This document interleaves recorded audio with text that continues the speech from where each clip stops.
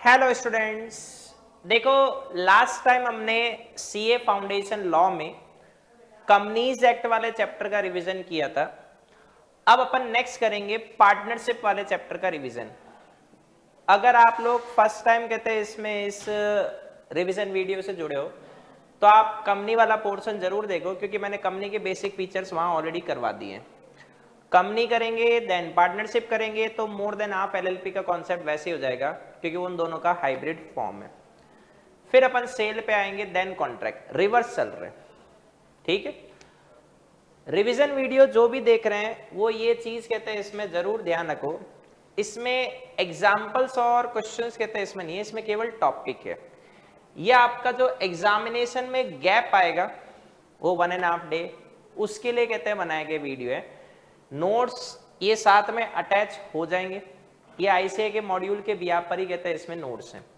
ठीक है, तो आप ये मटेरियल क्वेश्चन और आपको करने चाहिए प्रैक्टिस के लिए, वो आप कर लेना। कहते हैं इसमें आपको कहते हैं इसमें टॉपिक एक तरह से गो थ्रू हो जाएगा, जल्दी गो थ्रू कहते हैं इसमें हो जाएगा। तो आपके पास एग्जामिनेशन में ये वीडियोस तकरीबन 7 के अराउंड शायद मैं वीडियो टोटल कहते हैं बनाऊंगा पूरी लॉ के। मैं इंग्लिश नहीं पढ़ाता, लॉ का पोर्शन फाउंडेशन। तो आपके 7 आवर्स में वीडियो आप सुन सकते हो आराम से, और नोट्स कहते हैं इसमें आप वापस से गो थ्रू कर सकते हो, तो आपका दोनों बार रिवीजन कहते हैं इसमें हो जाएगा। तो देखो सबसे पहला लेते हैं यूनिट 1 पार्टनरशिप की जनरल नेचर ऑफ पार्टनरशिप। यहां पर देखो एसेंशियल एलिमेंट सबसे फर्स्ट मेन काम का पोर्शन है। अगर आप दिसंबर 21 का सीए फाउंडेशन का पेपर उठा के देखो, पूरे क्वेश्चंस इन एसेंशियल एलिमेंट्स में खत्म हो गए। मतलब 16 मार्क्स की ये पार्टनरशिप है, फिक्स है वेटेज। ये आईसीए ने अच्छा काम कर रखा है। तो जो 16 मार्क्स की पार्टनरशिप कहते हैं इसमें, ये पूरे के पूरे यूनिट 1 से खत्म हो गई थी एसेंशियल एलिमेंट्स में। तो फर्स्ट एसेंशियल एलिमेंट्स अपन लेते हैं, एसोसिएशन ऑफ 2 और मोर पर्सन। जो भी पार्टनरशिप है उसको बनाने के लिए कम से कम 2 पर्सन्स होने चाहिए, और वो जो 2 पर्सन्स हैं उसको लॉ ने रिकॉग्नाइज कर रखा है। तो मतलब जो फॉर्म होती है वो लॉ की आइज में पर्सन नहीं है, तो फॉर्म कभी भी क्या नहीं बन सकती, पार्टनर नहीं बन सकती। ये जो 2 पर्सन्स है ये कॉम्पिटेंट टू कॉन्ट्रैक्ट होने चाहिए, मतलब major, sound minded, not disqualified by law. तो माइनर को एज अ पार्टनर कभी भी फॉर्म में इंट्रोड्यूस नहीं किया जा सकता, एज अ बेनिफिशियरी कर सकते हो। अब कितने पार्टनर सही है? पार्टनरशिप एक्ट तो देखो इसके मामले में साइलेंट है। कंपनीज एक्ट का सेक्शन 464 कहता है 100, फिर कंपनीज रूल्स कहते हैं इसमें बोलते हैं 50। एमसीक्यू है नहीं, दोनों लिख देना, वैसे पिक करना होता है तो 100 बेटर होता है। सेकेंड एग्रीमेंट, पार्टनरशिप के रिलेशंस केवल और केवल किससे अराइज होंगे? एग्रीमेंट से। एग्रीमेंट एक्सप्रेस है, इंप्लाइड है, उससे फर्क नहीं पड़ेगा। वो राइटिंग में है तो वो डीड बन जाएगा। तो मतलब ओरल हो सकता है, राइटिंग में हो सकता है, इंप्लाइड अदर देन वर्ड या कंडक्ट भी कहते हैं इसमें हो सकता है, हमें कोई दिक्कत नहीं है। पर ये एग्रीमेंट वॉलेंटरली होना चाहिए, जबरदस्ती किसी को पार्टनर थोड़ी बनाओगे। एंड साथ में कहते हैं कॉन्ट्रेक्चुअल भी होना चाहिए। और मर्डर करने के लिए पार्टनरशिप कर ली, ये कॉन्ट्रेक्चुअल नहीं है। बिजनेस, हम पार्टनरशिप क्यों कर रहे हैं? देखो पार्टनरशिप की डेफिनेशन कहते हैं इसमें क्या कहती है, partnership is the relation between person who agreed to share the profit of a business carried by all or any of them acting for all. तो बिजनेस के बिना फिर पार्टनरशिप क्यों कर रहे हो? तो बिजनेस का मतलब कोई ना कोई कहते हैं इसमें आपका प्रोफेशन, बिजनेस, ट्रेड, ऐसा कुछ होना चाहिए जो लॉफुल हो। और बिजनेस चलाने का मोटिव कहते हैं इसमें क्या होना चाहिए? गेन। और गेन कमा के क्या करोगे? उसको शेयर करोगे आपस में। तो सबसे पहला बिजनेस होना चाहिए, बिजनेस में ये सब कुछ आगे, तो बिजनेस जरूरी है। और बिजनेस का कहते हैं मेन मोटिव क्या होना चाहिए? Acquisition of gain. Next agreement to share profit. देखो पार्टनरशिप में ये सबसे मेन थिंग है, मतलब एक म्यूचुअल एजेंसी है वो तो सबसे मेन एसेंशियल एलिमेंट है, पर पार्टनरशिप का मेन थिंग क्या होता है? Sharing of profit. अगर आप पार्टनरशिप में बिजनेस कर रहे हो तो बिजनेस किसके लिए चलाया जा रहा है? गेन के लिए। तो गेन पार्टनर में शेयर होना चाहिए। रेशियो क्या होगा शेयरिंग का, उससे हमें फर्क नहीं पड़ता। लेकिन शेयरिंग होनी जरूरी है। अगर मान लो एक पर्सन सारे प्रॉफिट रखकर बाकियों को सैलरी देता है, वो पार्टनरशिप नहीं है। तो प्रॉफिट शेयरिंग जरूरी है। प्रॉफिट शेयरिंग एसेंशियल एलिमेंट है, स्ट्रॉन्ग टेस्ट ऑफ पार्टनरशिप है, लेकिन ट्रू टेस्ट ऑफ पार्टनरशिप नहीं है, क्योंकि वो होता है म्यूचुअल एजेंसी। तो आपने डेफिनेशन में who agreed to share the profit of a business है, तो ये थ्योरेटिकल लाइन है। शेयरिंग ऑफ प्रॉफिट एसेंशियल है, शेयरिंग ऑफ लॉसेस नहीं। मतलब प्रॉफिट शेयर कर रहे हैं, एक पार्टनर इन प्रॉफिट ओनली करके कॉन्सेप्ट होता है, बताऊंगा अभी। प्रॉफिट कौन से रेशियो में कहते हैं इसमें शेयर होंगे? अगर आपने एग्रीमेंट बता रखा है तो उसके अकॉर्डिंग, नहीं तो फिर इक्वली। लॉसेस कौन से रेशियो में शेयर होंगे? जो एग्रीमेंट में बता रखे हैं। नहीं बता रखा तो सीधा इक्वली नहीं, as per profit sharing ratio. Business carried on by all or any of them acting for all, ये डेफिनेशन का ही पार्ट है। इसको म्यूचुअल एजेंसी बोलते हैं। बिजनेस सारे पार्टनर्स मिलकर चला सकते हैं, या कोई भी एक बाकियों को रिप्रेजेंट करते हुए चला सकता है। ठीक है, ये कार्डिनल प्रिंसिपल ऑफ पार्टनरशिप है। मोस्ट कहते हैं इसमें फंडामेंटल कहते हैं एलिमेंट ऑफ पार्टनरशिप है। इसको कॉन्क्लूसिव एविडेंस ऑफ पार्टनरशिप भी बोलते हैं, मतलब फाइनल एविडेंस ऑफ पार्टनरशिप भी बोलते हैं।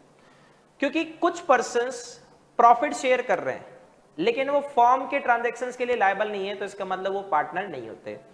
जैसे सेलर ऑफ गुडविल मान लो, लेंडर मान लो, विडो और चिल्ड्रन ऑफ डिसीज पार्टनर मान लो, ये लोग कहते हैं इसमें क्या नहीं होंगे, फिर पार्टनर नहीं होंगे, क्योंकि आप इनको फॉर्म के ट्रांजैक्शन से लायबल नहीं कर सकते। पार्टनर का फॉर्म में ड्यूल रोल है। एज एजेंट जब वो ट्रांजैक्शन करने जा रहा है, एज प्रिंसिपल जब कोई दूसरा पार्टनर ट्रांजैक्शन कर रहा है। Act of one partner is considered as act of all partner. Next, ये भी कभी कभी पूछ लेते हैं, कब पार्टनरशिप कहते हैं इसमें नहीं मानी जाएगी? नेगेटिव। केस लॉ पर जाने की जरूरत नहीं है इसके, इसलिए मैंने लिखा भी नहीं है। सीधा जब आपने terms and condition of partnership का कोई रिकॉर्ड ही मेंटेन नहीं किया, या फिर आपने बिजनेस के कोई अकाउंट ही मेंटेन नहीं किए, फिर उनका इंस्पेक्शन कैसे करेंगे, या आपने कोई बैंक अकाउंट ओपन नहीं किया, ये एक फॉर्मेलिटी है। डेप्यूटी डायरेक्टर ऑफ प्रोक्योरमेंट, नाम रट लेना, उसको आपने रिकॉर्ड नहीं सबमिट किया पार्टनरशिप का। मतलब आप सोचो, कोई पर्सन कहता है कि आप लोग पार्टनरशिप में बिजनेस करो, इसकी एविडेंस क्या है? तो या तो आप उसका कोई रिकॉर्ड मेंटेन करो, कोई कहता है अकाउंट्स मेंटेन कर लो, बैंक अकाउंट बता दो, देखो सर इनकमिंग भी होती है आउटगोइंग भी होती है। ऐसा कुछ भी नहीं है, तो साबित कैसे होगा? Next, true test of partnership. True test of partnership में 3 कंडीशंस हैं। वैसे तो ये हम दोनों कर चुके हैं, ये ऑल 3 कर चुके हैं, बस इसको यहां मेंशन करना है, ध्यान रखना है। पार्टनरशिप के relationship HUF, Hindu undivided family, उसमें रिलेशनशिप स्टेटस, मतलब आप जैसे ही HUF में मेंबर बनोगे या को पार्टनर बनोगे, आप HUF के कहते हैं इसमें मेंबर हो, मतलब HUF में बाय बर्थ आप मेंबर बन जाते हो। पार्टनरशिप में नहीं। पार्टनरशिप के लिए तो एग्रीमेंट या कॉन्ट्रैक्ट होना जरूरी है। जब तक वो एग्रीमेंट या कॉन्ट्रैक्ट नहीं होगा, तब तक फिर आप क्या नहीं हो, पार्टनर भी नहीं हो। Burmese husband and wife, Buddhist couple बोल सकते हैं, वो भी बिजनेस चलाते हैं पति पत्नी मिलकर, लेकिन वहां पर क्या मिसिंग होता है? एग्रीमेंट। तो वो लोग क्या नहीं है, पार्टनर नहीं है।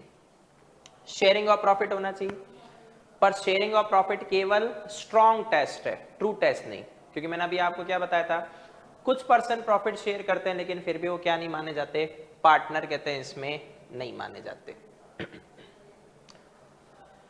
एजेंसी, वही वापस म्यूचुअल एजेंसी। बस उन तीनों पॉइंट को यहां पर कहते हैं, इसमें आपको गैदर्ड करके रखना है। तो म्यूचुअल एजेंसी कार्डिनल प्रिंसिपल है, वर्ड्स को फॉलो करो, क्योंकि ये की वर्ड्स कहते हैं इसमें होते हैं। फिर नेक्स्ट, ईच पार्टनर, वो प्रिंसिपल के साथ एजेंट वाला रिलेशनशिप भी है। एक पार्टनर का एक्ट कहते हैं इसमें बाइंड किसको करेगा, सबको करेगा। नेक्स्ट, अब ये आ गई टाइप्स ऑफ पार्टनरशिप। पार्टनरशिप में थ्योरेटिकल और केस स्टडी दोनों पुटअप होती है। पार्टनरशिप एट विल, मेरी मर्जी, तो मतलब आपने कोई फिक्स पीरियड नहीं बताया कब तक पार्टनरशिप चलाएंगे, कोई प्रोविजनिंग नहीं बनाई जिससे पता चलेगा कि ये पार्टनरशिप कब तक चलाई जाएगी। तो वो कौन सी है, एट विल।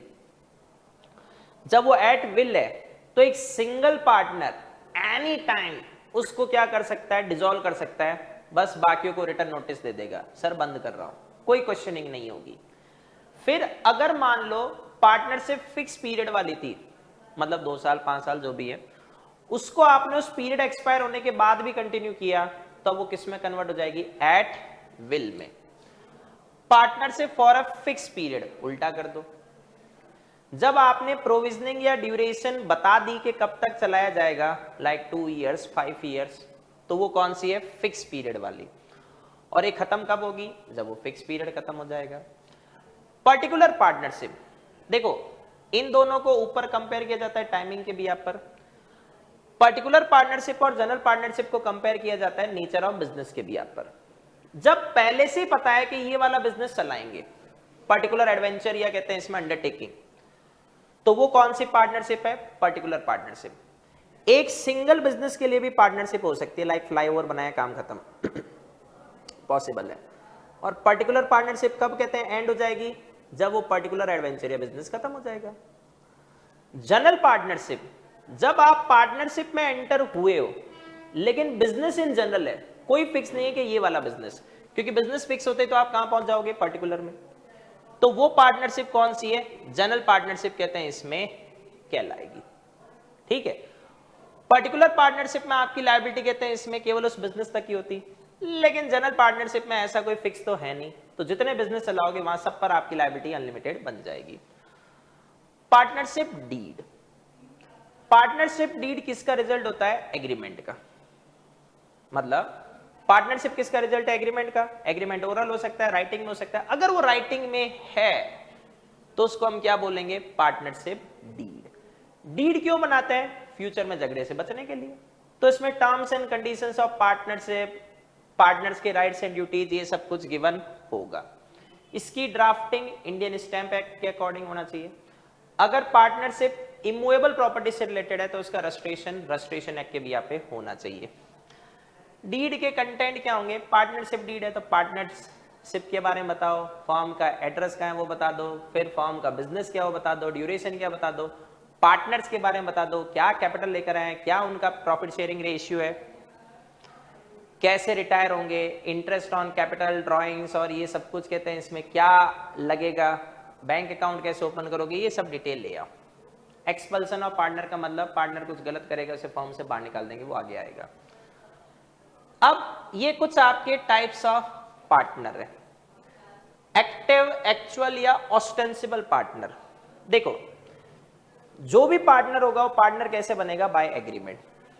एक्टिव पार्टनर के नेम में आंसर गिवन है।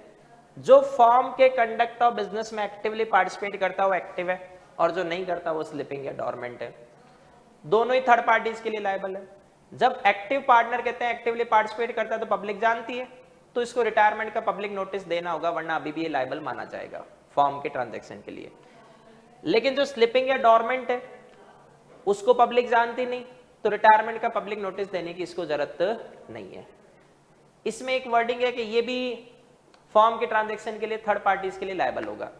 देखो थर्ड पार्टी इसको नहीं जानती, ये बात सही है, लेकिन थर्ड पार्टी फॉर्म को जानती है नहीं। थर्ड पार्टी किसको लायबल करेगी? फॉर्म को। What is form? Collective name of all partners, तो ऑटोमेटिकली लायबल हो जाएगा। नॉमिनल पार्टनर, जो फॉर्म को केवल अपना नेम लैंड करता है without having any real interest, मतलब ना तो एक कैपिटल लगाता है, ना ही फॉर्म के बिजनेस पार्टिसिपेट कर सकता है, ना ही ये कोई प्रॉफिट शेयर करता है, लेकिन इसने अपना नेम दिया, लोगों ने उस नेम पे भरोसा किया, तो फॉर्म के ट्रांजैक्शन के लिए इसको भी लायबल किया जा सकता है। पार्टनर इन प्रॉफिट्स ओनली, नाम में आंसर गिवन है, ये केवल प्रॉफिट के लिए आया है, लॉसेज या शेयर नहीं करेगा। थर्ड पार्टी के लिए केवल उन्हीं ट्रांजैक्शन में लायबल माना जाएगा जो प्रॉफिट के लिए बनाए गए हैं। पार्टनर बाय होल्डिंग आउट और एस्टॉपल। देखो एस्टॉपल वर्ड में नाम में आंसर गिवन है स्टॉप, तो ये क्या नहीं कर सकता? डिनाय नहीं कर सकता। जब कोई पर्सन अपने आप को रिप्रेजेंट करता है as a partner by his word, conduct, या थर्ड पार्टी को अलाउ करता है सर मुझे रिप्रेजेंट करो एज अ पार्टनर, जबकि वास्तव में वो क्या नहीं है? पार्टनर नहीं है। चाहे खुद ने अपने आप को रिप्रेजेंट किया एज अ पार्टनर, चाहे थर्ड पार्टी को अलाउ कर दे कि मुझे रिप्रेजेंट करो एज अ पार्टनर।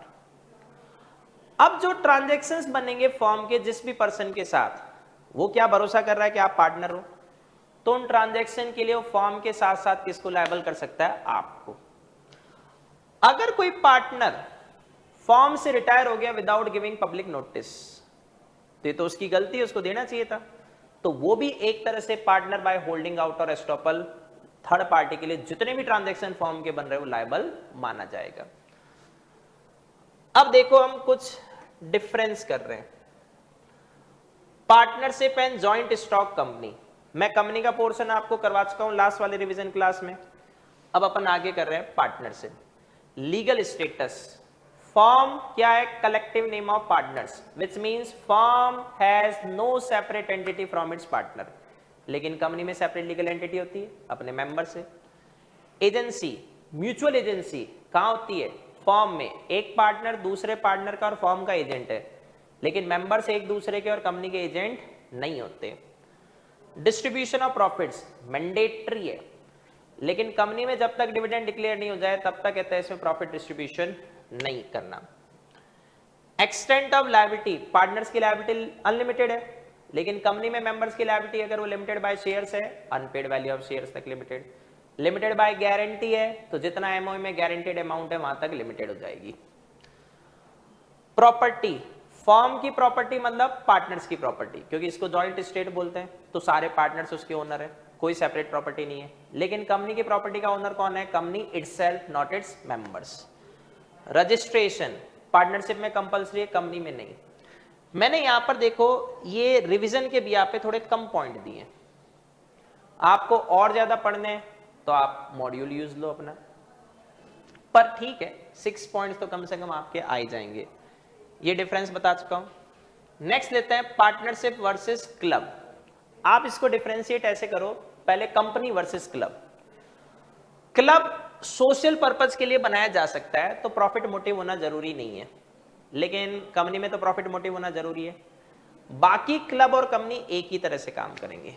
तो देखो पार्टनरशिप प्रॉफिट के लिए बनाई जाती है, क्लब प्रॉफिट के लिए नहीं, लेकिन कोई बेनिफिशियल पर्पज के लिए।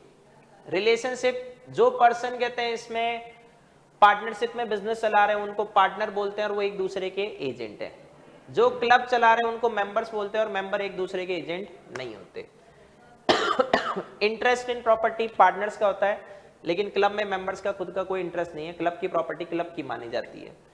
डिसोल्यूशन, एक सिंगल पार्टनर की डेथ या इंसॉल्वेंसी से फॉर्म डिसॉल्व हो सकती है जब तक कि उन्होंने कॉन्ट्रैरी एग्रीमेंट नहीं बनाया, लेकिन क्लब ऐसे कहते हैं इसमें डिसॉल्व नहीं होता, मेंबर्स आते हैं जाते हैं, वही कंपनी की तरह सिस्टम चलता है।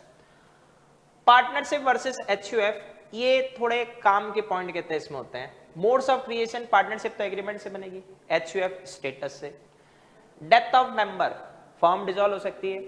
एचयूएफ का जब तक हिंदू अनडिवाइडेड फैमिली का जब तक पार्टीशन नहीं होगा वो डिसॉल्व नहीं होती।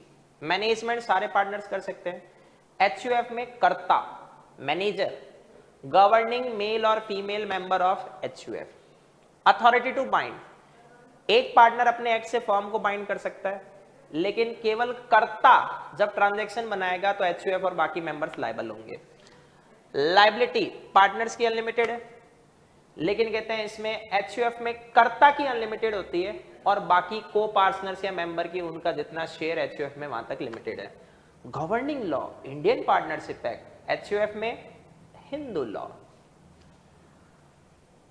फिर नेक्स्ट लेते हैं, ये पार्टनरशिप वर्सेस को ओनरशिप है।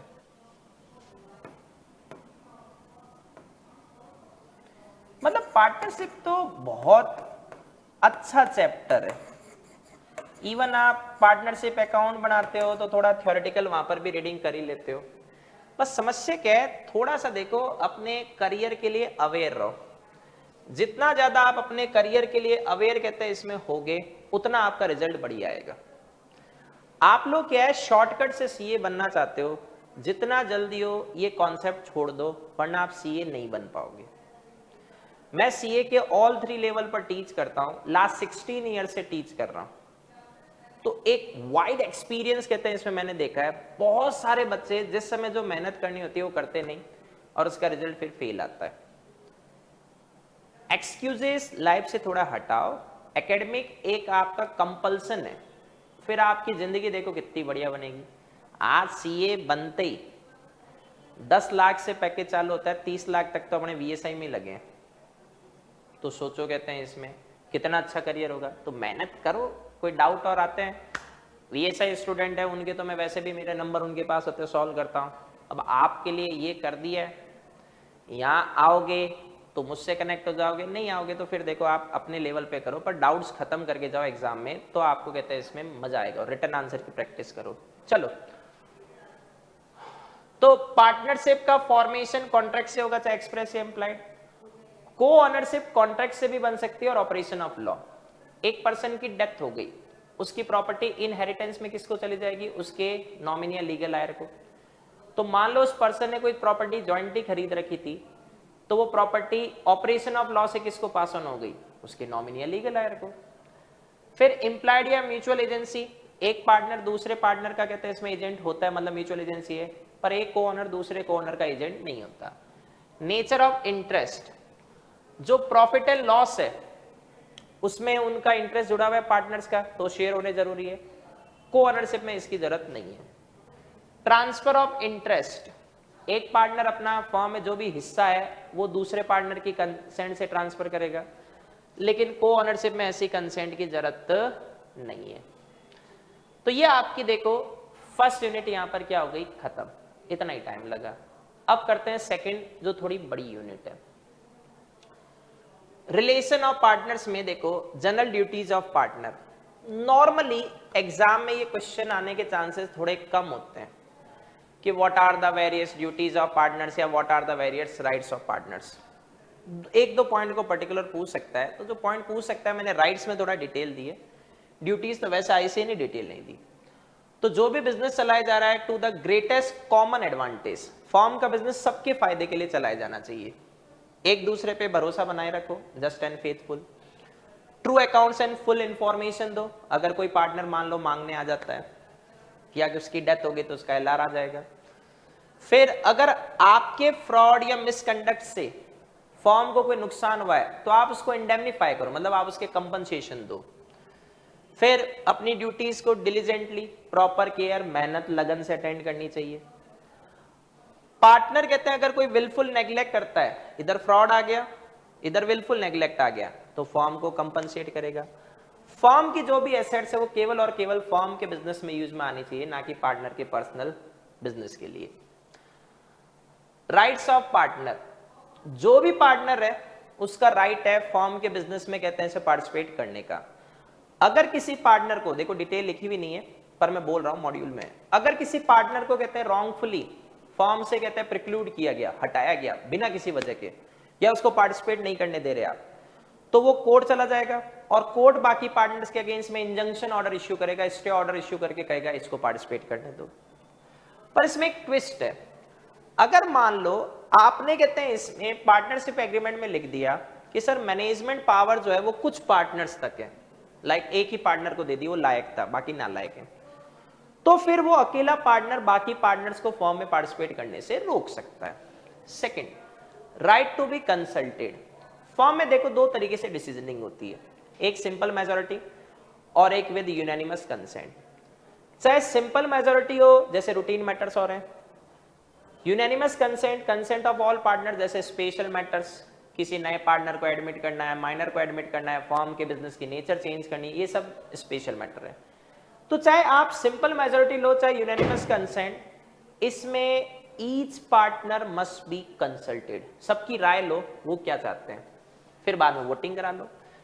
Right to remuneration, normally partner कहते हैं फॉर्म के बिजनेस में जब पार्टिसिपेट करता है तो वो क्या लेके जाता है? प्रॉफिट। तो वो किसके लिए एंटाइटल नहीं है? रेम्यूनरेशन के लिए। पर रेम्यूनरेशन कब दिया जा सकता है? जब ऐसा कोई एक्सप्रेस एग्रीमेंट हो या फिर उनके बीच में कोर्स ऑफ डीलिंग है, तो ये शो करते हैं कि हाँ जो हम मैनेजिंग एक्टिव वर्किंग पार्टनर है उसको क्या करेंगे? रेम्यूनरेशन देंगे, दे दो। पार्टनर एब्सेंस ऑफ कॉन्ट्रैक्ट में भी रेम्यूनरेशन क्लेम कर सकता है अगर वो रेम्यूनरेशन यूसेज ऑफ फॉर्म के बिया पे दिया जा रहा है। यूसेज का मतलब कस्टम्स या ट्रेडिशंस, फॉर्म के कस्टम्स है रेम्यूनरेशन देना, दे दो। नेक्स्ट, वो फॉर्म की बुक्स और इंस्पेक्ट कर सकता है, उनकी कॉपी भी ले सकता है। अगर मान लो किसी की डेथ हो गई तो उसका लीगल हायर या एलआर वो इंस्पेक्शन कर सकता है। पार्टनर प्रॉफिट को कहते हैं इसमें शेयर कर सकता है इक्वली, तो बदले में उसके लॉसेस भी कंट्रीब्यूट करने होंगे इक्वली। लेकिन ये अमाउंट ऑफ पार्टनर शेयर हम असर्टेन करेंगे किससे? एग्रीमेंट से, और अगर एग्रीमेंट नहीं है तो इक्वली करेंगे। नेक्स्ट, अगर पार्टनर ने कहते हैं इसमें पहले से पार्टनरशिप एग्रीमेंट बन रखा है कि सर हम इंटरेस्ट ऑन कैपिटल देंगे, तो वो ले सकता है, पर ये मिलेगा केवल इंटरेस्ट ऑन कैपिटल किसके ऊपर? Out of profit. और जैसे फर्म का डिसोल्यूशन चालू होगा इंटरेस्ट ऑन कैपिटल मिलना बंद हो जाएगा। लेकिन अगर पार्टनर ने कहते हैं इसमें beyond the amount of capital कोई एडवांस दिया है, तो उस पे फिक्स 6% पर एनम क्या मिलेगा? इंटरेस्ट। वो आउट ऑफ प्रॉफिट भी हो सकता है और कैपिटल भी हो सकता है। तब तक देते रहो जब तक रीपेमेंट नहीं कर देते, चाहे फर्म का डिसोल्यूशन चालू हो जाए, जब तक रीपेमेंट नहीं करोगे इंटरेस्ट ऑन एडवांस देना पड़ेगा। Firm shall indemnify a partner in respect of payment made. अगर पार्टनर फर्म के लिए कोई ट्रांजैक्शन बनाने जाता है और अपनी पॉकेट से कोई पेमेंट करता है, तो फर्म उसके लिए क्या करेगी? उसको इंडेमनिफाई या कंपनसेट करेगी। या पार्टनर कोई लायबिलिटी इनकर करता है फर्म के भी पे, लाइक क्रेडिट गुड्स फर्म के लिए खरीद लाया, तो फर्म उसको बाद में पेमेंट कर देगी। लेकिन ध्यान क्या रखना है, transaction ordinary and proper conduct of business में बनना चाहिए, और अगर इसने इमरजेंसी में कोई काम किया है तो इसकी इंटेंशन फर्म को लॉस से प्रोटेक्ट करने की होनी चाहिए। पार्टनरशिप प्रॉपर्टी, देखो इसको जॉइंट एस्टेट, कॉमन स्टॉक भी बोलते हैं, सबकी property. All the property right और इंटरेस्ट, इंटरेस्ट का मतलब ब्याज नहीं, हित, जो पार्टनर्स ओरिजिनली ब्रॉट करते हैं फर्म में as a common stock. Second thing, बाद में वो किसके नाम से परचेज करते हैं? फर्म के नाम से, और इसमें साथ में अपन किसको इंक्लूड करेंगे? गुडविल को। कोई भी प्रॉपर्टी पार्टनरशिप प्रॉपर्टी है या नहीं, ये डिपेंड करेगा पार्टनर्स के रियल इंटेंशन और एग्रीमेंट। केवल किसी पार्टनर की प्रॉपर्टी फर्म यूज करी है, इससे वो ऑटोमेटिकली कहते हैं इसमें फर्म की प्रॉपर्टी नहीं बनेगी, हमें चेक तो कुल मिला के इसी से ही करना है। गुडविल, एक तो देखो ध्यान रखना है, गुडविल किस में इंक्लूड होती है? पार्टनरशिप प्रॉपर्टी में, सही है। और दूसरा क्या ध्यान रखना है, गुडविल बेसिकली है क्या? नेम या रेपुटेशन ही तो है। तो जिस बिजनेस हाउस की गुडविल है, वो बाकी कहते हैं इसमें जो बिजनेस हाउस जिनकी गुडविल नहीं है या कम है, उसके कंपैरिजन में फ्यूचर में जो उसके एक्सपेक्टेड प्रॉफिट है, जो एक्सपेक्टेड सेल है, वो ओवर एंड अबव आएगा। भाई गुडविल वाला प्रोडक्ट ज्यादा बिकेगा नॉन गुडविल से। Personal profit earn by partner, अगर पार्टनर कहते हैं इसमें फर्म के ट्रांजैक्शन से, फर्म की प्रॉपर्टी या बिजनेस कनेक्शन से कोई कहते हैं पर्सनल प्रॉफिट बनाता है या फर्म का नेम यूज लेकर, तो वापस किसको रिटर्न करना पड़ेगा? फर्म को। अगर कोई पार्टनर फर्म के कॉम्पिटिंग बिजनेस चलाता है,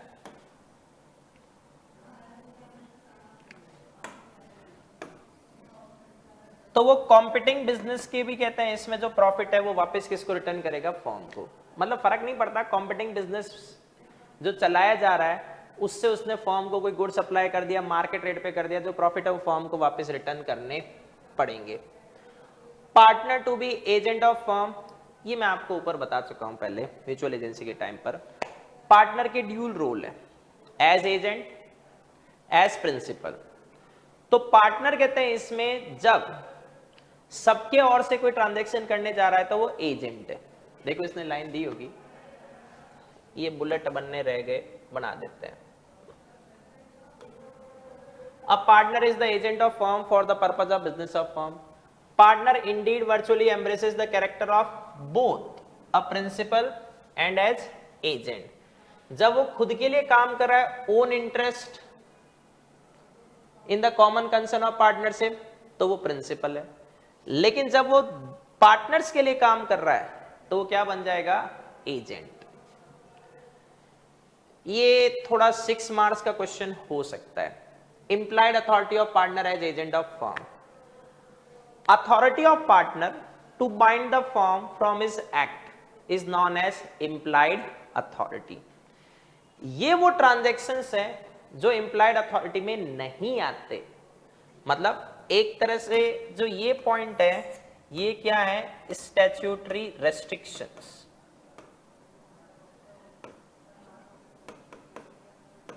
ये पार्टनर को नहीं करना चाहिए क्योंकि इसके लिए no liability of form, form liable नहीं होगी। जैसे फॉर्म से रिलेटेड कोई डिस्प्यूट, आर्बिट्रेशन को रेफर नहीं करना चाहिए, कोर्ट को कर दो, कोई दिक्कत नहीं।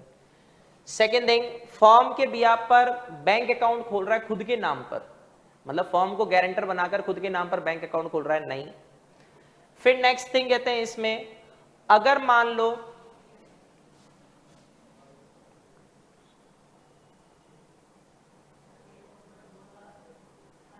ये दोनों लेते हैं, फॉर्म ने किसके अगेंस्ट में केस फाइल किया है, थर्ड पार्टी,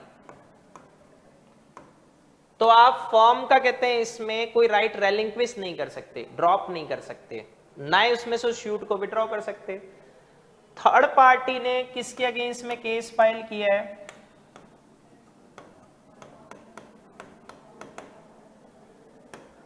फॉर्म के अगेंस्ट में, तो वहां पर आप कहते हैं इसमें कोई लायबिलिटी को एडमिट नहीं कर सकते, एक्सेप्ट नहीं कर सकते, क्योंकि अगर आपने लायबिलिटी एडमिट की तो आप केस हार जाओगे। फिर इमूवेबल प्रॉपर्टी वो एक्वायर, खरीद नहीं सकता, ट्रांसफर, बेच नहीं सकता फॉर्म की। किसी पार्टनरशिप में फॉर्म के भी आप एंटर नहीं हो सकता क्योंकि वहां लायबिलिटी क्या होती है, अनलिमिटेड। तो सेंस क्या बना, ये सारे काम वो ऑटोमेटिकली नहीं कर सकता जब तक कि बाकी पार्टनर्स की कंसेंट ना हो, करेगा तो खुद फंसेगा, फॉर्म उसके लिए लायबल नहीं है। अब mode of doing act to bind form, कोई भी पार्टनर अगर अपनी अथॉरिटी में वो एक्ट करता है जो फॉर्म के ऑर्डिनरी कोर्स या यूजुअल कोर्स या नॉर्मल कोर्स से रिलेटेड है, और वो ट्रांजैक्शन फॉर्म के नाम से बनाता है जिसमें उसकी इंटेंशन होती है कि सर सब लायबल होंगे, तो वो फॉर्म को लायबल कर सकता है। मतलब उसने एक्ट किसके नाम पर किया, ऑन बिहाफ ऑफ फॉर्म, ठीक है, और जो डॉक्यूमेंट है वो भी फॉर्म के नाम से बना, उसकी इंटेंशन किसको लायबल करने की होनी चाहिए, फॉर्म को, और एक्ट उसने किस में किया है, usual business, usual, normal, ordinary, एक ही सेंस है।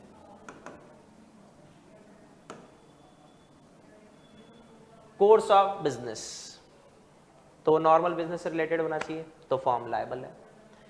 अगर पार्टनरशिप जनरल कमर्शियल नेचर की है तो वो ये एक्ट कर सकता है, तो act with in authority of partner,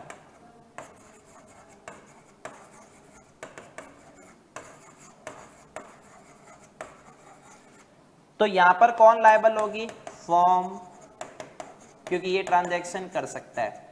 पर ये कब करेगा, जब वो जनरल कमर्शियल नेचर फॉर्म है, या इसको आप ट्रेडिंग फॉर्म भी बोल सकते हो। अब ट्रेडिंग फॉर्म देखो नाम में आंसर गिवन है, जो डेली ट्रेड करती है, तो जब वो डेली ट्रेड करती है तो गुड्स को प्लेज कर सकता है, सेल कर सकता है, गुड्स बाय कर सकता है, बोरो मनी कर सकता है ऑन अकाउंट ऑफ पार्टनरशिप, कोई negotiable instrument, cheque, bills of exchange, promissory note, ये समथिंग बना सकता है। तो ये वो काम कर सकता है, लेकिन कब करेगा, जब जनरल कमर्शियल नेचर फॉर्म है। तो आपको क्वेश्चन में आइडेंटिफाई करना आना चाहिए। अब इसमें ध्यान क्या रखना है, हमने ऊपर क्या लिखा, ये स्टैट्यूटरी रेस्ट्रिक्शंस है, या यूं बोल सकते हैं acts beyond authority of partner.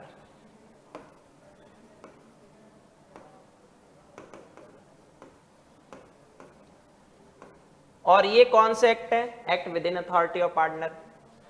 Beyond वाले को आप किस में ला रहे हो, विद इन में, मतलब जो नहीं कर सकता था वो कर सकता है, इसको क्या बोलते हैं, एक्सटेंशन।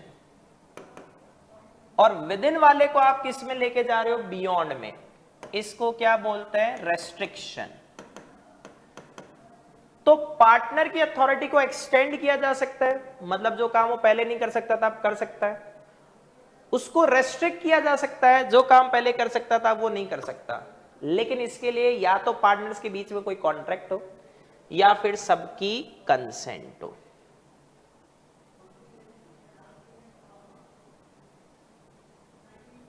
देखो एक्सटेंशन रेस्ट्रिक्शन रीड करो, मतलब पार्टनर की अथॉरिटी आप चेंज कर रहे हो, ठीक है, तो या तो इसका पब्लिक नोटिस दो, नहीं तो पब्लिक आज भी क्या मानेगी, कहते हैं इसमें वो पुराने वाले ट्रांजैक्शन पार्टनर कर सकता है और फॉर्म लायबल होगी।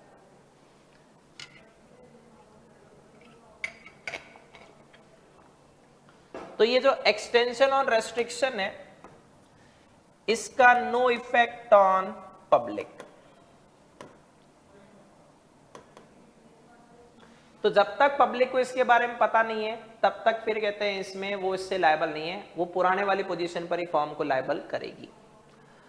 पार्टनर्स अथॉरिटी इन इमरजेंसी, अगर कोई पार्टनर कहते हैं इसमें इमरजेंसी वाली सिचुएशन में फॉर्म को लॉस से प्रोटेक्ट करने के लिए प्रूडेंट मैन, जनरल कमर्शियल कहते हैं इसमें सेंसमैन की तरह काम कहते हैं इसमें करता है, तो वहां पर फिर रेस्पॉन्सिबिलिटी कहते हैं इसमें किसकी आएगी, फॉर्म की। मतलब मेन इंटेंशन फॉर्म को लॉस से प्रोटेक्ट करने की होनी चाहिए। इफेक्ट ऑफ एडमिशन, पहले एडमिशन का मतलब एंट्री नहीं है, एडमिशन का मतलब क्या है, एक्नॉलेजमेंट। तो अगर कोई पार्टनर फॉर्म के ऑर्डिनरी कोर्स ऑफ बिजनेस में कोई एक्नॉलेजमेंट करता है कि हाँ सर ये गुड्स ऐसी क्वालिटी का है या इससे ये हो सकता है, तो वो किसके अगेंस्ट में एविडेंस है, फॉर्म के। तो बाद में फॉर्म कहते हैं इसमें क्या नहीं कर सकती, उससे डिनाई नहीं कर सकती और वो फॉर्म को क्या कर देगा, बाइंड कर देगा। लेकिन अगर उसने कहते हैं इसमें अपनी अथॉरिटी से बाहर निकल के कोई काम किया है और थर्ड पार्टी जानती है कि पार्टनर के पास ये काम करने की तो अथॉरिटी है ही नहीं, तो फिर फॉर्म क्या नहीं होगी, लायबल नहीं होगी। Next, effect of notice to acting partner. Acting partner कौन है, एक्टिंग, वर्किंग, मैनेजिंग, जो हैबिचुअली फॉर्म के बिया पे काम करता है।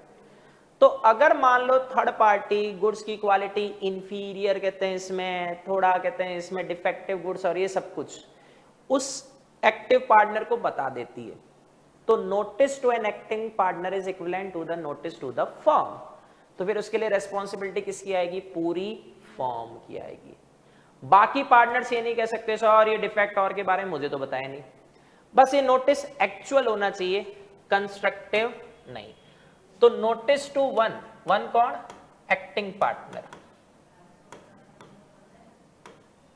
वो equivalent to the notice to the rest of partner. Notice actual होना चाहिए, कंस्ट्रक्टिव नहीं, कंस्ट्रक्टिव एक तरह से इंप्लाइड के सेंस में। लेकिन कब फॉर्म लायबल नहीं होगी ये वर्जन भी समझो। अगर पार्टनर थर्ड पार्टी के साथ मिलकर फर्म के साथ फ्रॉड करना चाहता है तो फिर वहां पे फर्म लायबल नहीं होगी। और जिन स्टूडेंट ने पहले आईसीए मॉड्यूल के एग्जांपल्स और नहीं कर रखे, वो ये क्लास में जैसे मैं टॉपिक बता रहा हूँ, ये ऑन एयर है यूट्यूब पर, तो आप कितनी बार भी देख सकते हो। वो मैं जो आपको एक्सप्लेनेशन दे रहा हूँ उसके बाद मॉड्यूल का एग्जाम्पल पढ़ लेना, वो एग्जाम्पल हो जाएंगे आपके, ठीक है, क्वेश्चंस भी इवन हो जाएंगे। Liability of a partner for acts of firm, देखो पार्टनरशिप एक तरह से कॉन्ट्रैक्ट में जॉइंट प्रॉमिस के जैसा है, तो पार्टनर्स कैसे लायबल है, जॉइंटली एंड सेवरली। बस ध्यान क्या रखना है, लायबिलिटी किसके लिए आएगी, फॉर ऑल एक्ट्स जो उन्होंने अपनी एक्सप्रेस या इंप्लाइड अथॉरिटी में की है। एक्ट ऑफ फॉर्म का मतलब जो एक्ट फॉर्म के नाम से फॉर्म के ऑर्डिनरी कोर्स ऑफ बिजनेस में किया जाता है, फॉर्म को उससे लायबल करने के लिए वो एक्ट ऑफ फॉर्म माना जाता है। पर फॉर्म लायबल कब होगी, जब एक्ट ऑफ फॉर्म कब डन किया गया था, जब वो पार्टनर है। अगर मान लो कोई बंदा पार्टनर होने के बाद कोई एक्टिविटी करेगा तो फॉर्म क्यों लायबल होगी, जब तक पार्टनर है तभी तक तो लायबल होगी। Liability of form for wrongful acts of partner, देखो इसमें कनेक्शन कहते हैं इसमें क्या है उसको समझना। अगर कोई पार्टनर रॉन्गफुल एक्ट करता है, कोई मिसकंडक्ट करता है, उससे लॉस या इंजरी किसको हो जाती है, थर्ड पार्टी को, तो इसके लिए लायबिलिटी किसकी मानी जाएगी, फॉर्म की। बस ध्यान क्या रखना है, वो रॉन्गफुल एक्ट उसने कब किया है, ordinary course of business of firm with authority of other partners. मान लो कहते हैं इसमें कोल माइन से वहां पर ब्लास्ट होते हैं कोयला निकालने के लिए, तो वहां जो पार्टनर इंचार्ज था उसने प्रॉपर कहते हैं इसमें शाफ्टिंग नहीं करवाई, मतलब फेंसिंग और नहीं करवा रखी। कोयले कहते हैं इसमें ब्लास्ट से लुढ़कते हुए आए पत्थर, लुढ़कते रहे, जो बीच में एम्प्लॉय जा रहे थे सबको इंजर्ड करते गए। ये गलती किसकी है, पार्टनर की है। किसकी मानी जाएगी, फर्म की, तो फर्म को कंपनसेशन देना पड़ेगा। Liability of firm for miss application by partner, देखो दोनों वर्जन समझना। फर्म का डेटर कोई पेमेंट करने फर्म के ऑफिस में आया तो उसने मनी या प्रॉपर्टी दी, पार्टनर लेके गायब, मिस अप्लाइड करता है, तो क्या वो डेटर फिर से पेमेंट करेगा? नहीं। फर्म के डेटर ने पार्टनर जो फर्म के ऑफिस में मिला उसको पेमेंट कर दी, फिर पार्टनर लेके गायब, तो ये दोनों जगह जो मिस एप्लीकेशन हुई है वहां पर लायबिलिटी किसकी आएगी? फर्म की। Rights of transfer of a partners interest, इसमें बस एक कनेक्शन ध्यान रखना, एक फर्म में पार्टनर्स हैं लाइक ABCD, डी को मनी की रिक्वायरमेंट थी तो डी कहते हैं इसमें क्या कर रहा है? ई को transfer of interest in firm, मतलब फर्म में जो इसका हिस्सा था उसको ट्रांसफर कर रहा है, तो डी कौन है? Transferring partner. ई कौन है? Transferee partner.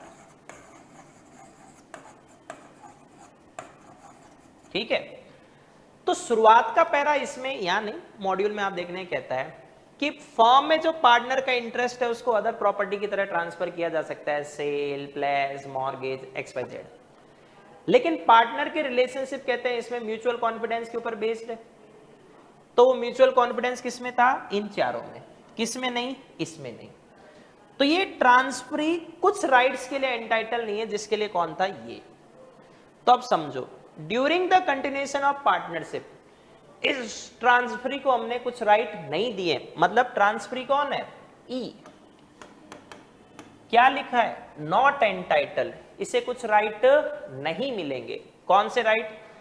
जैसे फर्म के बिजनेस में इंटरफेयर करना चाहता है, भूल जा। फर्म के अकाउंट्स या बुक्स को इंस्पेक्ट करना चाहता है, भूल जा।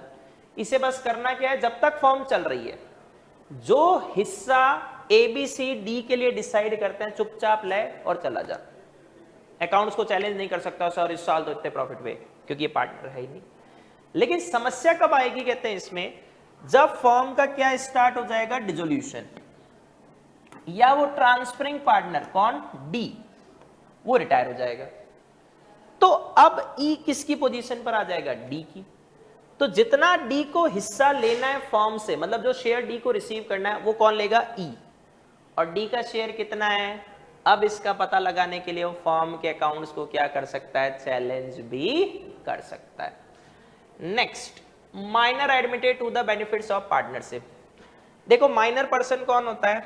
इनकॉम्पिटेंट टू कॉन्ट्रैक्ट, तो वो फर्म में कभी भी कहते हैं इसमें as a full flash partner तो इंट्रोड्यूस हो नहीं सकता, लेकिन फर्म में कहते हैं इसमें वो बेनिफिट्स के लिए इंट्रोड्यूस किया जा सकता है, जैसे प्रॉफिट्स के लिए या कहते हैं शेयर ऑफ प्रॉपर्टी के लिए, वहां तक ठीक है।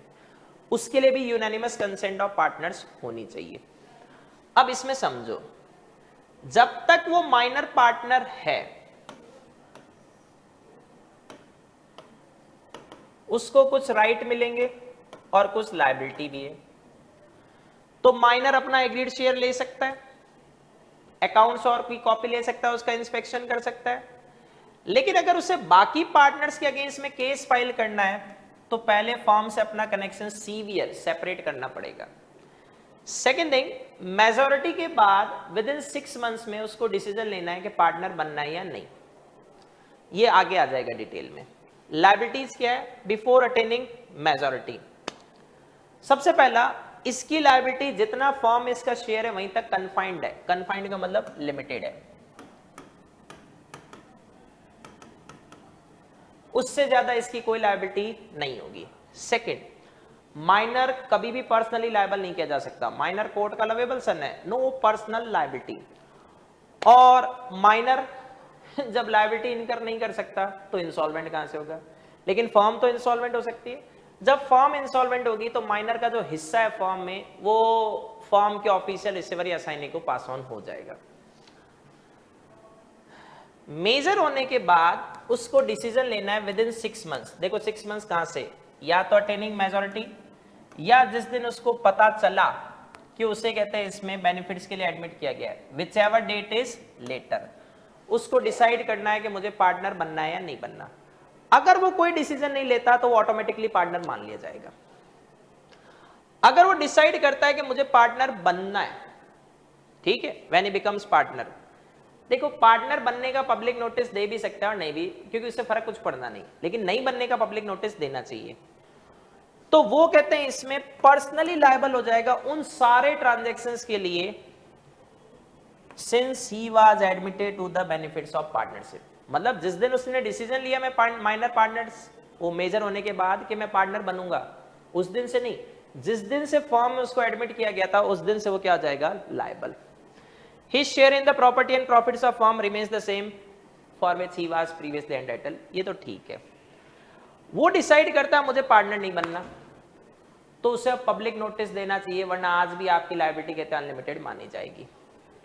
His share अब पब्लिक नोटिस के बाद क्या नहीं होगा, फॉर्म के एक्ट्स के लिए लायबल नहीं होगा। सही बात है। अब उसने क्या डिसाइड किया, मुझे फॉर्म में पार्टनर नहीं बनना, तो वो बाकी पार्टनर्स के अगेंस्ट में क्या कर सकता है, अब केस फाइल कहते हैं इसमें कर सकता है।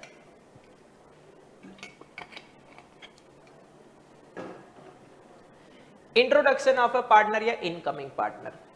कोई भी पार्टनर एग्जिस्टिंग फॉर्म में इंट्रोड्यूस कैसे होगा, with unanimous consent of partners, सबकी कंसेंट से। नॉर्मली उसके राइट्स एंड लायबिलिटीज कब से स्टार्ट होंगे, from the date of his admission. अब यहां एडमिशन वर्ड किसके सेंस में, एंट्री के सेंस में। तो जिस दिन से फॉर्म में आपको एडमिट किया गया है उस दिन से आपकी लायबिलिटी और राइट्स स्टार्ट होंगे। लेकिन आपको प्रीवियस लायबिलिटी के लिए कब लायबल किया जा सकता है, जब आप उसके लिए यस बोलो। मतलब फॉर्म में आपकी एंट्री मान लो टुडे हुई, तो टुडे से जो ट्रांजैक्शन बनेंगे उसी के लिए तो लायबल हो। जो यस्टरडे की ट्रांजैक्शन है उसके लिए तो कोई लायबिलिटी नहीं है, पर आपने यस्टरडे वाले ट्रांजैक्शन के लिए भी कंसेंट दे दी, तो आपको यस्टरडे वाले ट्रांजैक्शंस के लिए क्या किया जा सकता है, लायबल किया जा सकता है। सेकेंड थिंग, जब न्यू फॉर्म कौन सी, जिसमें वो इनकमिंग पार्टनर आ गया। मान लो ये एग्जिस्टिंग पार्टनर है, ये इनकमिंग है, तो न्यू फॉर्म किससे मिलकर बनेगी, इन सब से। जब न्यू फॉर्म ओल्ड फॉर्म किसकी थी, इन तीनों की, तो न्यू फॉर्म ओल्ड फॉर्म की लायबिलिटी को एक्नॉलेज कर लेती है, और क्रेडिटर भी कह देता है हाँ सर आज से मेरी डेटर कौन है, न्यू फॉर्म।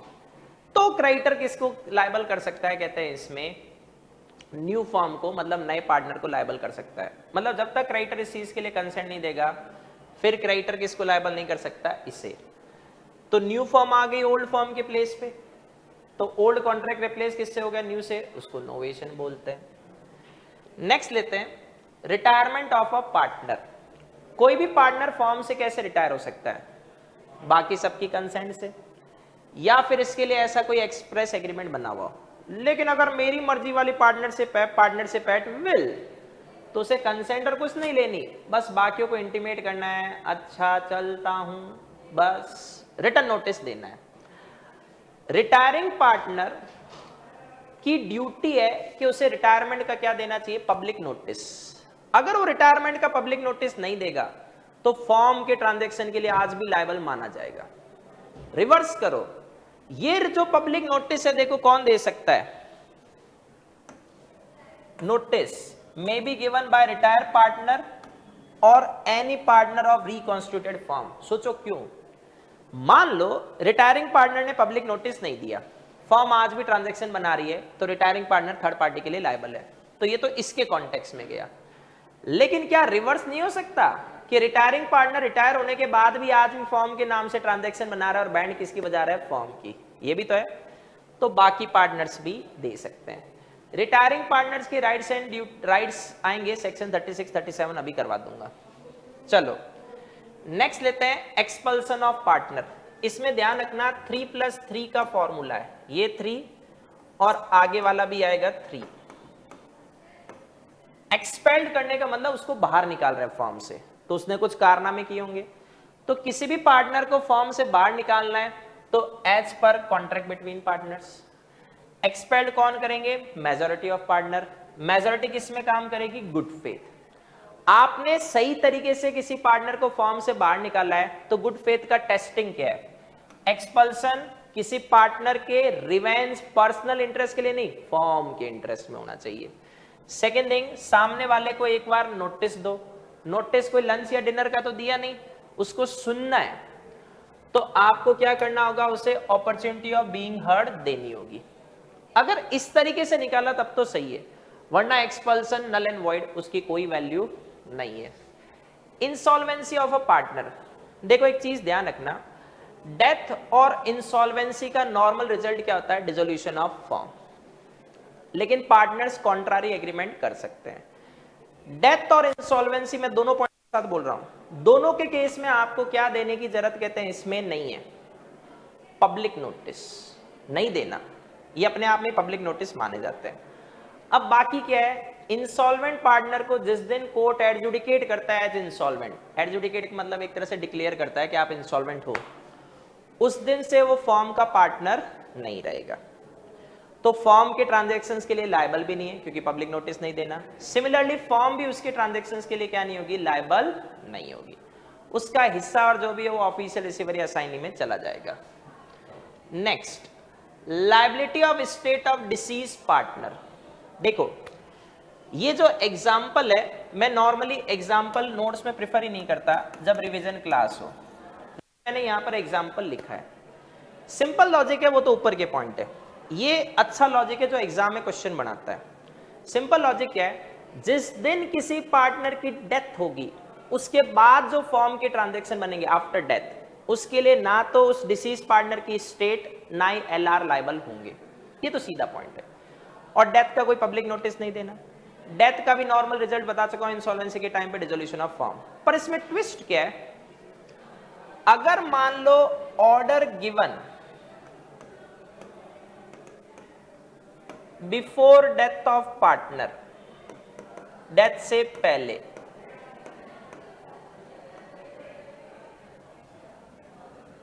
और सप्लाई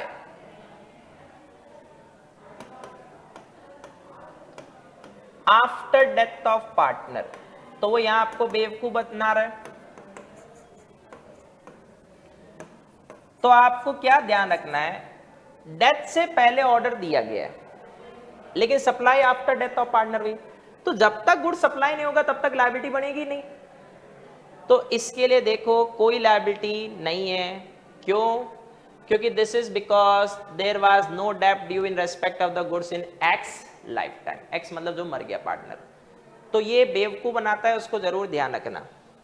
चलो, rights of outgoing partner to carry on competing business. देखो पार्टनर जब तक कहते हैं इसमें फॉर्म में, तब तक सेक्शन 16 कहता है वो फॉर्म के कॉम्पिटिंग बिजनेस नहीं चला सकता, लेकिन अब तो वो आउटगोइंग हो गया तो वो कॉम्पिटिंग बिजनेस चला सकता है, लेकिन वो फॉर्म का नेम यूज नहीं ले सकता, अपने आप को फॉर्म का बिजनेस कैरिंग ऑन करने वाला नहीं बना सकता, ना एक फॉर्म के कस्टमर को सॉलिसिट कर सकता है क्योंकि अब वो आउटगोइंग हो चुका है। लेकिन अगर आउटगोइंग पार्टनर फॉर्म के साथ ये एग्रीमेंट करके गया, सर मैं इस पर्टिकुलर टाइम एंड एरिया में फॉर्म को कॉम्पीट नहीं करूंगा, तो ये रीजनेबल रेस्ट्रिक्शन है। तो जो अपना कॉन्ट्रैक्ट एक्ट है उसका सेक्शन 27 यहां पर कहते हैं इसमें एप्लीकेबल नहीं होगा, क्योंकि सेक्शन 27 ने खुद ने कहा है कि फॉर्म के कॉम्पिटिंग बिजनेस कहते हैं इसमें आपने अगर ना चलाने का agreement particular time and place के लिए बनाया तो वो रीजनेबल और वो वैलिड माना जाता है। Next, right of outgoing partner to share subsequent profit. Outgoing partner जो फॉर्म से चला गया, चाहे वो रिटायरमेंट की वजह से गया हो, चाहे डेथ की वजह से गया हो, या और भी कोई वजह कहते हैं इसमें, मान लो एक्सपल्सन, तो उसका अकाउंट क्या कर देना चाहिए? सेटल। आपने उसका अकाउंट क्या नहीं किया? सेटल कहते हैं इसमें नहीं किया, ठीक है। तो आपने उसका अकाउंट सेटल नहीं किया मतलब उसका फॉर्म में जो भी शेयर है, जो प्रॉपर्टी है, जो प्रॉफिट है, वो आज भी आप यूज में ले रहे हो तो एक तरह से बेचारा रिटायर हुआ ही नहीं, तो आज भी वो अपना पहले वाला जो प्रॉफिट जिसके लिए वो एंटाइटल था वो क्लेम करेगा, जब तक कि आप उसका अकाउंट क्या नहीं कर देते? सेटल नहीं कर देते, या फिर 6% पर एनम की रेट पर इंटरेस्ट मांगेगा। तो बाकी पार्टनर्स को उसका अकाउंट जितना जल्दी हो सेटल कर देना चाहिए। Revocation of continuing guarantee by change in firm. देखो change in constitution of firm कैसे होगा? या तो कोई पार्टनर की इनकमिंग होगी या आउटगोइंग होगी, तो फॉर्म का कॉन्स्टिट्यूशन चेंज हो रहा है। तो ऐसे केस में जो कंटिन्यूइंग गारंटी जो मोर देन वन ट्रांजैक्शन के लिए होती है, जिसमें से कुछ ट्रांजैक्शन बन गए और कुछ बनने बाकी है, तो जो ट्रांजैक्शंस बन गए वहां तो पार्टनर्स आज भी लायबल है, लेकिन जो अभी बनने बाकी है वो कंटिन्यूइंग गारंटी वहीं पर क्या हो जाएगी, रिवोक हो जाएगी। ठीक है, अब लेते हैं अपनी लास्ट यूनिट पार्टनरशिप की, registration of form and dissolution. देखो आपको अगर लास्ट वाले रिवीजन क्लास का कनेक्शन याद हो तो मैंने आपको समझाया था, रजिस्ट्रेशन एक सिंपल प्रोसेस है, एक एंटिटी लाइक फॉर्म जिसको रजिस्टर्ड होना है, एक authority like registrar of forms जिसके पास रजिस्टर्ड होना है। रजिस्ट्रार ऑफ फॉर्म तो बहुत सारे हैं, लेकिन उस एरिया के रजिस्ट्रार को अप्लाई करो जहां पर आप कहते हैं इसमें अपना बिजनेस करने वाले हो। ठीक है, अब रजिस्ट्रेशन के लिए डॉक्यूमेंटेशन करना है, तो पहले आप क्या दो, एक एप्लीकेशन दो रजिस्ट्रेशन के लिए, जिसमें ये डिटेल फॉर्म का नेम, फॉर्म का जो प्रपोज एड्रेस कहते हैं इसमें वो बता दो, पार्टनर्स की डिटेल कहते हैं इस बता दो। ऐसे कब तक चलाओगे, साइन किसके आएंगे, पार्टनर्स के या उनके ऑथराइज एजेंट के। फिर उसके बाद साइन करने वाले वेरीफाई भी कर देंगे। फॉर्म का जो नेम है वो डिजायरेबल होना चाहिए। फॉर्म अपने नेम में king, queen, royal, British, crown, emperor, empress ये तब तक यूज नहीं ले सकती जब तक कि स्टेट गवर्नमेंट की अप्रूवल ना मिल जाए। अगर फॉर्म के रजिस्ट्रेशन के बाद उसमें कोई चेंज हुआ तो उसका फिर से रजिस्ट्रेशन करवाना होगा। रजिस्ट्रेशन, रजिस्ट्रार को ऊपर वाली आपने डिटेल दी वो उससे सेटिस्फाइड हो गया, तो रजिस्ट्रार क्या करेगा, आपके नेम की एंट्री फॉर्म के रजिस्टर में कर देगा और आपको एक सर्टिफिकेट ऑफ रजिस्ट्रेशन कर देगा। फॉर्म का रजिस्ट्रेशन कब से कंप्लीट मान लिया जाता है, जिस दिन आपने कंप्लीट एप्लीकेशन फॉर्म पूरे डॉक्यूमेंट एंड फीस के साथ रजिस्ट्रार को दी, उसी दिन से फॉर्म का रजिस्ट्रेशन कंप्लीट मान लिया जाता है। फॉर्म के रजिस्टर में नेम की एंट्री करना तो एक रूटीन ड्यूटी रजिस्ट्रार की मानी जाती है। इसमें एक चीज ध्यान रखना, फॉर्म के रजिस्ट्रेशन के बाद मान लो कोई पार्टनर चेंज हो गया, तो वैसे तो आपको उसका री रजिस्ट्रेशन करवाना चाहिए, आपने नहीं करवाया। मान लो 3 पार्टनर्स थे, एक चला गया, 2 बचे, तो थर्ड पार्टी के अगेंस्ट में केस कहते हैं इसमें वो दोनों पार्टनर फाइल कर रहे हैं और फॉर्म के नाम से फाइल कर रहे हैं, कर सकते हैं। सोचो क्यों, क्योंकि वो जो 2 पार्टनर्स बच गए उसका डिटेल तो पहले से आरओएफ के पास अवेलेबल है। पर अगर किसी थर्ड पार्टनर को आप नया पार्टनर के बिहाफ पे ऐड कर लेते तो उसके अगेंस्ट में आप केस फाइल नहीं कर पाओगे, क्योंकि उसका नाम आरओएफ के पास नहीं है, ना ही वो थर्ड पार्टनर किसी फॉर्म के कहते हैं डेटर और के अगेंस्ट में केस फाइल कर सकता है। कॉन्सिक्वेंसेज ऑफ नॉन रजिस्ट्रेशन, देखो इंग्लिश लॉ में तो रजिस्ट्रेशन ऑफ फॉर्म क्या है, कंपलसरी है और नहीं करवाया तो पेनल्टी भी लगेगी, पर इंडियन पार्टनरशिप एक्ट में रजिस्ट्रेशन ऑफ फॉर्म ऑप्शनल है। लेकिन कुछ डिसेबिलिटीज ऐसी है जो रजिस्ट्रेशन ऑफ फॉर्म को क्या बनाती है, कंपलसरी। जैसे no suit in a civil court by firm or other partner against third party, मतलब फॉर्म और पार्टनर्स वर्सेस थर्ड पार्टी नहीं हो सकता। मतलब फॉर्म ने लोन दिया थर्ड पार्टी को, थर्ड पार्टी पे नहीं करी, आप केस नहीं फाइल कर सकते, क्योंकि केस केवल और केवल रजिस्टर्ड फॉर्म फाइल कर सकती है। Second, no relief to partner for set off, set off का मतलब काउंटर क्लेम, हम किसी से पेमेंट मांगने जाते हैं, वो कह रहा है कि सर आप भी तो हमारा पेमेंट दो, तो अनरजिस्टर्ड फॉर्म अपने कहते हैं इसमें जो भी क्रेडिटर्स और हैं उनसे अपने राइट का सेट ऑफ क्लेम कर सकती थी, पर केवल कितना, 100 रुपए तक, और रजिस्टर्ड होती तो पूरे अमाउंट को। आप तो थ्योरेटिकली ध्यान रखो। फिर कहते हैं इसमें पार्टनर वर्सेस पार्टनर या फॉर्म केस फाइल नहीं हो सकता।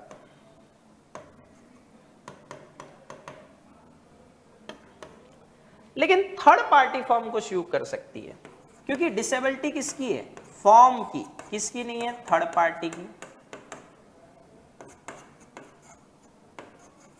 इस केस में कोई दिक्कत नहीं है। कौन सी चीजें नॉन रजिस्ट्रेशन से अफेक्टेड नहीं होगी, एक तो ये आ गया थर्ड पार्टी शूट कर रहा है फॉर्म, या ये तो सेम वे में। फिर आप कहते हैं इसमें कितना सेट ऑफ क्लेम कर सकते हो, 100 तक। फिर नेक्स्ट, फॉर्म को डिसॉल्व करने के लिए कहते हैं इसमें, या डिसॉल्व फॉर्म के अकाउंट्स के लिए आप शूट फाइल कर सकते हो। कोई पार्टनर इंसॉल्वेंट हो गया तो उसका ऑफिशियल रिसीवर या असाइनी इंसॉल्वेंट पार्टनर का फॉर्म में जो हिस्सा था उसको लेने के लिए केस फाइल कर सकता है। किसी पार्टनर की डेथ हो गई तो उसका एलआर आकर कहते हैं इसमें उस डिसीज पार्टनर का फॉर्म में हिस्सा जो है वो ले सकता है। मतलब ऑनगोइंग पार्टनर कुछ नहीं कर सकते, लेकिन जो अब फॉर्म में पार्टनर और नहीं है उनके पास राइट है। डिसोल्यूशन ऑफ फॉर्म, जब सारे पार्टनर्स, ऑल द पार्टनर्स के बीच में पार्टनरशिप खत्म हो जाएगी, उनके ज्यूरल रिलेशनशिप एंड हो जाएंगे, लीगल रिलेशनशिप एंड हो जाएंगे, तो इसको हम क्या बोलते हैं, डिसोल्यूशन ऑफ फॉर्म। लेकिन एक दो पार्टनर फॉर्म से गोज आउट, लाइक कहते हैं इसमें रिटायरमेंट और कहते हैं इसमें इसके नाम पर, तो उसको हम डिसोल्यूशन ऑफ फॉर्म नहीं, डिसोल्यूशन ऑफ पार्टनरशिप बोलते हैं। अब दोनों में देखो डिफरेंस क्या है। डिसोल्यूशन ऑफ फॉर्म मतलब पूरी फॉर्म बंद हो रही है तो बिजनेस कैसे कंटिन्यू होगा, लेकिन डिसोल्यूशन ऑफ पार्टनरशिप में बाकी पार्टनर्स बिजनेस को चला सकते हैं। वाइंडिंग अप इसमें हो जाएगा, इसके अंदर नहीं। ऑर्डर ऑफ कोर्ट अभी हम करेंगे, डिसोल्यूशन ऑफ फॉर्म के लिए आता है, डिसोल्यूशन ऑफ पार्टनरशिप के लिए नहीं। स्कोप, जब फॉर्म डिसॉल्व हो जाएगी तो नो डाउट पार्टनरशिप तो ऑटोमेटिकली डिसॉल्व होनी है, लेकिन इसमें जरूरी नहीं है कि फॉर्म डिसॉल्व हो, तो इसका स्कोप वाइडर और इसका नैरो है। फाइनल क्लोजर ऑफ बुक्स इसमें होगा क्योंकि फॉर्म बंद हो रही है। इसमें कहते हैं फॉर्म रिकॉन्स्टिट्यूट हो रही है, कोई नया पार्टनर आया या गया उसके भी आप पे, तो वहां कहते हैं बुक्स क्लोज नहीं होती, उसको कंटिन्यू करते हैं। अब dissolution without the order of court, मतलब कोर्ट के इंटरवेंशन से भी डिसोल्यूशन हो सकता है, उसके बिना भी। एक तो ये हेडिंग से ध्यान रखना पॉइंट, क्योंकि वो मिक्स कर सकता है। डिसोल्यूशन बाय एग्रीमेंट, इसको वॉलंटरी डिसोल्यूशन भी बोलते हैं। पार्टनरशिप किसका रिजल्ट है, एग्रीमेंट का। सारे पार्टनर्स एग्री होके कहते हैं इसमें फॉर्म को डिसॉल्व कर रहे हैं, करने दो, अपना क्या जाता है। कंपल्सरी डिसोल्यूशन, वो वाला किसके एंड में था, पार्टनर्स के, ये पार्टनर्स के एंड में नहीं है। सारे पार्टनर्स इंसॉल्वेंट हो गए या एक को छोड़कर सारे इंसॉल्वेंट हो गए, तो कुल मिला के 2 मिनिमम पार्टनर्स का फीचर खत्म हो गया तो फॉर्म डिसॉल्व्ड है। या फिर कहते हैं इसमें फॉर्म के बिजनेस को अनलॉफुल डिक्लेयर कर दिया जाए, तो बिजनेस ही नहीं बचेगा तो फॉर्म कैसे बचेगी। पर इसमें एक ट्विस्ट है, फॉर्म मान लो 2 बिजनेस चला रही है, एक को अनलॉफुल कर दिया दूसरा लॉफुल है, तो ये बंद हो जाएगा, पर इसके भी यहाँ पे फॉर्म को कंटिन्यू किया जा सकता है। Dissolution on happening of certain contingency, पर ये ध्यान रखना ये subject to contrary contracts between partners. मतलब अगर अपोजिट कॉन्ट्रैक्ट बन रखा है तो रिवर्स हो जाएगी सिचुएशन, और नहीं बन रखा तो फर्म फिक्स टाइम के लिए बनी, टाइम खत्म। फर्म किसी वेंचर के लिए बनी, वेंचर कंप्लीट। किसी पार्टनर की डेथ या इंसॉल्वेंसी, फर्म बंद। लेकिन कॉन्ट्रारी एग्रीमेंट बनाया तो इसे कंटिन्यू कर सकते हो। Dissolution by notice, by notice कौन सी फर्म डिसॉल्व होगी, एट विल। तो कोई भी पार्टनर बाकी पार्टनर्स को रिटर्न में नोटिस भेजेगा, सर मेरे अकॉर्डिंग इस दिन से फर्म को डिसॉल्व कर दो। नोटिस में कोई टेंटेटिव डेट है तो फर्म उस दिन से डिसॉल्व होगी, नहीं तो जिस दिन वो नोटिस रिसीव करेंगे उस दिन से फर्म डिसॉल्व मान ली जाएगी। डिसोल्यूशन बाय कोर्ट, इसमें किसका रोल नहीं है, वो वॉलंटरी वाला नहीं है, ये कोर्ट के इंटरवेंशन से होगा। तो कोर्ट को केस कौन फाइल कर सकता है, मोस्ट ऑफ द केसेस में जो गिल्टी पार्टनर नहीं है वो केस फाइल करेगा, मतलब रेस्ट ऑफ द पार्टनर। कोई पार्टनर इनसेन या अनसाउंड माइंड हो गया, पागल हो गया, तो बाकी पार्टनर्स, एक इसमें वर्डिंग आती है नेक्स्ट फ्रेंड, उस इनसेन पार्टनर के लिए अपॉइंट किया जाता है, वो भी कर सकता है। लेकिन अगर कोई डॉर्मेंट या स्लिपिंग पार्टनर इनसेन होता है तो वहां पर केस कहते हैं इसमें फाइल करने की जरूरत नहीं है। परमानेंट इनकैपेसिटी, पार्टनर वो ट्रांजैक्शन नहीं कर पाएगा जो पहले वो कर सकता था, मतलब अपनी ड्यूटी जो पहले वो कर सकता था वो परफॉर्म नहीं कर पाएगा। पैरालाइज्ड हो गया, कहते हैं इसमें दोनों हाथ कट गए, पागल लोग, पागल तो फिर ऊपर ले लिया, तो अब शूट कौन फाइल करेंगे, बाकी पार्टनर्स। मिसकंडक्ट, 2 ऑप्शन है, एक तो उसको बाहर निकाल दो, वो तो एक्सपल्सन है, या फॉर्म को ही बंद कर दो। मिसकंडक्ट फॉर्म के बिजनेस से रिलेटेड हो भी सकता है, नहीं भी, लेकिन इंपैक्ट किस पे आना चाहिए, फॉर्म के बिजनेस पे। तो केस कौन फाइल करेगा, जिसने मिसकंडक्ट किया, नहीं, बाकी। Persistent breach of agreement, persistent word आ रहा है एक तरह से कंटिन्यूस, एक बार नहीं बार बार। देखो किसी पार्टनर ने क्या किया, एम्बेजलमेंट, मतलब एक तरह से miss appropriation of funds, bar bar form के अमाउंट के घोटाले कर रहा है, या इरोनियस फॉल्स अकाउंट रखता है, कैश जितने अलाउड थी उससे ज्यादा रख लेता है, बाकी पार्टनर्स को बार बार कहने पर भी उनके अकाउंट्स नहीं दिखाता। तो अगर कोई पार्टनर ऐसा कर रहा है तो बाकी पार्टनर्स के लिए क्या है, प्रैक्टिकल है उसके साथ बिजनेस चलाना, नहीं। तो वो कोर्ट में चले जाएंगे, सर फॉर्म को बंद कर दो। ट्रांसफर ऑफ इंटरेस्ट, अगर कोई पार्टनर अपना फॉर्म में हिस्सा थर्ड पार्टी को ट्रांसफर कर रहा है तो उसे बाकी पार्टनर्स की कंसेंट लेनी है, उसने कंसेंट ली नहीं तो बाकी पार्टनर चले जाएंगे कोर्ट में, फॉर्म को डिसॉल्व कर दो। कंटिन्यूअस या परपेचुअल लॉसेस, फॉर्म को लॉस के अलावा चलाया नहीं जा सकता, अब कोई भी पार्टनर केस फाइल कर सकता है। जस्ट एंड इक्विटेबल ग्राउंड्स, ऊपर वाले 6 पॉइंट के अलावा भी कुछ सिचुएशन है जिसमें क्या कर सकते हैं, फॉर्म को डिसॉल्व जैसे deadlock in management, her bar 2 partners हो गए तो कोई डिसीजन ही नहीं हो पाएगा, पार्टनर्स आपस में बातचीत नहीं कर रहे। लॉस ऑफ सबस्ट्रेटम, सबस्ट्रेटम का मतलब मेन नेचर, फॉर्म को कोई लाइसेंस मिलना था, उसके बिहाफ पर बिजनेस करना था, लाइसेंस मिला पर बाद में कैंसिल हो गया, लाइसेंस मिला ही नहीं तो फॉर्म का बिजनेस वैसे कैंसिल। ये गैम्बलिंग वाला मैं थोड़ा प्रिफर नहीं करता। Consequences of dissolution, liability for acts of partner done after dissolution, देखो इसमें 2 एस्पेक्ट है। फॉर्म का डिसोल्यूशन चालू हो गया, ये बात फॉर्म और पार्टनर जानते हैं, थर्ड पार्टी तो नहीं, तो जब तक आप डिसोल्यूशन का पब्लिक नोटिस नहीं दोगे, पार्टनर थर्ड पार्टी के साथ जो भी ट्रांजैक्शन बनाएगा उसके लिए कौन लायबल है, फॉर्म। तो ये तो किसको प्रोटेक्ट कर रहा है, थर्ड पार्टी को। लेकिन जैसे डिसोल्यूशन का पब्लिक नोटिस दे दिया गया, अब बाकी पार्टनर्स किसी और पार्टनर की एक्टिविटी के लिए लायबल नहीं होंगे, तो ये किसको प्रोटेक्ट कर रहा है, उस पार्टनर को। लेकिन ये कह रहा है कि सर कहते हैं इसमें जो ये वाले पर्सन्स हैं, चाहे इन्होंने कहते हैं कोई पब्लिक नोटिस नहीं दिया, और वैसे यहाँ पे पब्लिक नोटिस देने की जरूरत ही नहीं है, sleeping partner, deceased partner, insolvent partner, ये लायबल नहीं होंगे। Right of partners to have business wound up after dissolution, देखो डिसोल्यूशन स्टार्ट हुआ और वाइंडिंग अप कब होगा, जब सारे अफेयर सेटल हो जाएंगे। तो कोई भी पार्टनर फॉर्म की प्रॉपर्टी को अप्लाइड करेगा किसमें, फॉर्म की डेब्ट्स और लायबिलिटीज को क्लियर करने में। सारे डेब्ट्स और लायबिलिटीज क्लियर हो गए, अब जो बच गया सरप्लस वो आपस में बांट लेंगे। Continuing authority of partner for the purpose of winding up, form का डिसोल्यूशन चालू होने से पहले फॉर्म ने कुछ ट्रांजैक्शंस बनाए थे पर अभी तक वो अनफिनिश्ड है, कंप्लीट नहीं हुए। तो उन अनफिनिश्ड ट्रांजैक्शंस को कंप्लीट करने के लिए आज भी पार्टनर्स की, किसी की डेथ हो गई तो उसके एलआर और की वो ही लायबिलिटी राइट्स हैं जैसे कि अभी डिसोल्यूशन चालू नहीं हुआ, केवल अनफिनिश्ड ट्रांजैक्शन को कंप्लीट करने के लिए। सेटलमेंट ऑफ पार्टनरशिप अकाउंट, ये थोड़ा अच्छा पोर्शन है, ये थोड़ा ध्यान रखना। Losses including deficiency of capital, partner ने जितनी कैपिटल लगाई थी एसेट्स उतने अमाउंट को पे करने के लिए सफिशिएंट नहीं है, उसको डेफिशिएंसी बोलते हैं। तो लॉसेस और डेफिशिएंसी सबसे पहला कहां से पेड आउट होंगे, फर्स्ट प्रॉफिट से, नेक्स्ट कैपिटल से। और मान लो प्रॉफिट और कैपिटल भी कम पड़ गई तो पार्टनर्स की लायबिलिटी कौन सी होती है, अनलिमिटेड, तो पार्टनर्स इंडिविजुअली देंगे, लेकिन कौन से रेशियो में, जिसके लिए वो प्रॉफिट शेयर करने के लिए एंटाइटल थे, इन प्रपोर्शन ऑफ, मतलब पीएसआर के अकॉर्डिंग वो लॉसेस और बॉन्ड करेंगे। पर ये हेडिंग देखो क्या है, subject to agreement between partners, तो वो पीएसआर की जगह कैपिटल रेशियो भी बना सकते हैं, ये उनकी हेडेक है। एसेट्स ऑफ फर्म, जिसमें वो डेफिशिएंसी ऑफ कैपिटल के लिए पार्टनर ने जो पैसा वापस दिया वो भी इंक्लूड कर लो। इससे सबसे पहला फर्म के जो थर्ड पार्टीज के लिए डेप्ट क्लियर करो, फिर पार्टनर्स की कैपिटल लौटा दो, फिर जो बच गया वो कौन से रेशियो में डिवाइड करो, प्रॉफिट शेयरिंग में। पर ये क्या है, subject to agreement between partners, इसको चेंज भी कर सकते हैं, वो कैपिटल रेशियो में ला सकते हैं। लास्ट लेते हैं देखो पार्टनरशिप का, payment of firms dept end of separate dept. Firm की एसेट्स पहले फर्म के कहते हैं डेप्ट्स को क्लियर करने में यूज में आएगी, देन पार्टनर्स के। पार्टनर की पर्सनल एसेट्स उल्टा कर दो, पहले पार्टनर के पर्सनल डेप्ट को क्लियर करने में यूज में आएगी, देन फर्म के।